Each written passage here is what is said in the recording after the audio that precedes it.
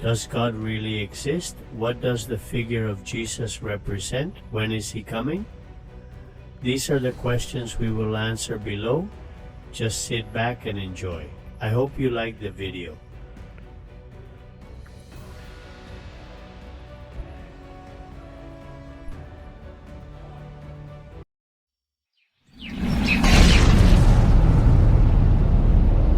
Does God really exist? To answer, we must define what or who it is to understand what we mean. Are we talking about a being? I could say that we are all beings.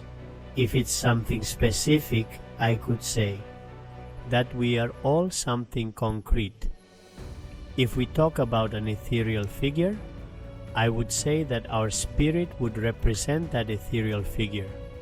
If I said that it is a specific energy, I would say that we are a set of those energies. So I wouldn't say God is less than us.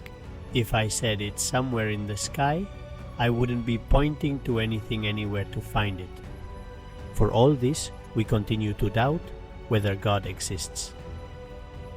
To answer these questions, wars of perspective are created, because each one can have a different God, more valid than the one we defend, or simply deny his existence without seeing that something sees through his own eyes and has not realized an unconscious observer that he needs to open his eyes and marvel at what he can discover. Seeing what it is part of, everything is in front of a mirror trying to give answers to a single thing, and they use the unity to fragment it with their ego to impose their reason as more valid than that of the other. I would say that there is only one God. I don't care what name each one gives him. I will give him the same name that each one wants to give him, as long as he is really aware of who he is, not someone else, but the one who expresses it. We are all part of that great puzzle called God, with as many names and forms as cultures, energies, perspectives, and reasons. Because defining God is like defining infinity.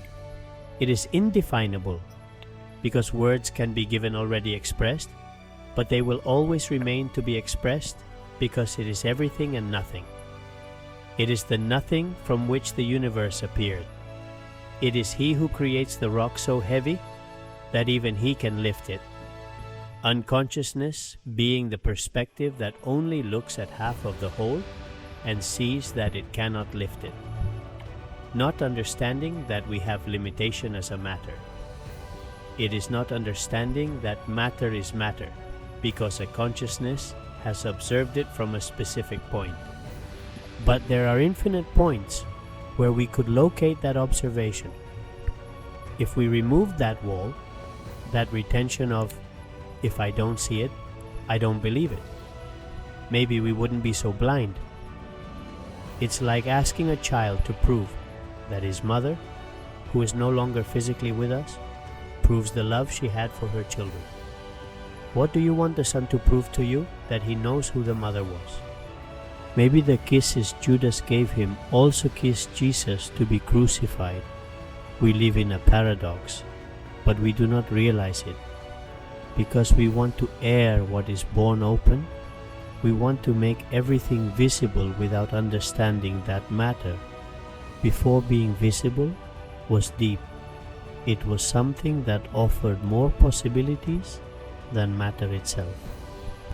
It is much more limited simply by the fact that it is what condensed energy is. Something similar to ice, and steam is the same but in different states. But ice, until it vaporizes, won't rise and go where ice never can. These phases depend on several factors. So, it may take a short time or it would be forever. What does the figure of Jesus represent? Jesus represents the very duality of being Son of Man due to the limitation of the flesh in human form, and at the same time Son of God. He is a figure like any human being is, but with the ability to see beyond what any Son of Man sees. He is an enlightened one who understands the concepts he sets out, so that those who decide can see what he has seen before. But I didn't explain them openly, because they are the people who should have the initiative to want to see. That is why the phrase of the one who has eyes to see Jesus was the one who gives sight to the blind. But no, the sight that comes from the eyes of the flesh refers to the eyes that come from the perception of what is behind the scenes, which does not have to be explained when he knows without words what is hidden from those who have only decided to see what has been put in front of them. Even without understanding it, those who, even seeing with their eyes, have taken love for granted are blind. And they think they're loved because someone has stuck to them, and all they feel is sorry for the blind man. The blind man is the one who is invited by the murderer to a drink in front of him, and takes it omitting the sight of his heart, and dies. The blind man is the one who wants to buy love with money, without seeing that he buys the flesh, and not the soul that symbolizes it. The blind man is the one who expected something from the outside, without hearing what is inside. The one who sees is the one who really wanted to be steam and not ice, because he is tired of being trapped in the same places repeatedly. He has looked and understood when he will come. Jesus is already here, but the blind man. You can't see it until you open your eyes and stop looking elsewhere. Thank you for joining me on this journey. The next question starts with you. Subscribe, activate the bell, and share this message with someone who needs it. Watch the following videos and continue your journey towards awakening. There is much more to explore. Until soon.